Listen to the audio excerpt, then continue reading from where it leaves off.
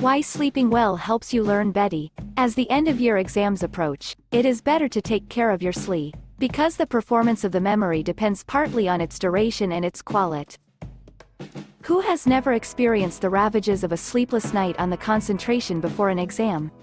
Memory and sleep are intimately linked, and sleeping helps to reinforce the memory of what has been learned. Thanks to advances in brain imaging, scientists now know which areas of the brain linked to learning are reactivated during sleep. Recent research carried out by the team of Stéphanie Mazza, at the Laboratory for the Study of Cognitive Mechanisms at the University of Lumière in Lyon, has provided some clarification.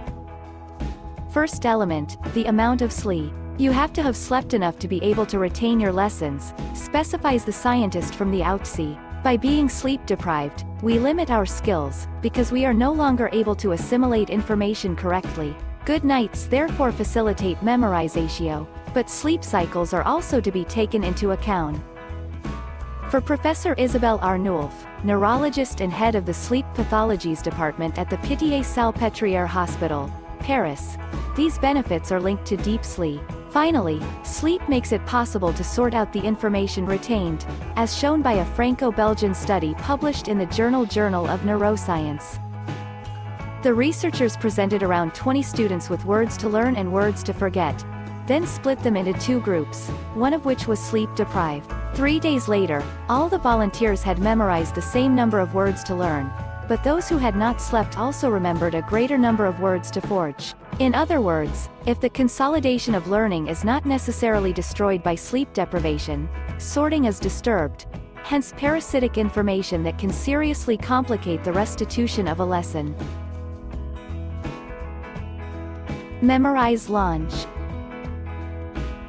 It is therefore strongly advised not to spend the night on your courses before an exam.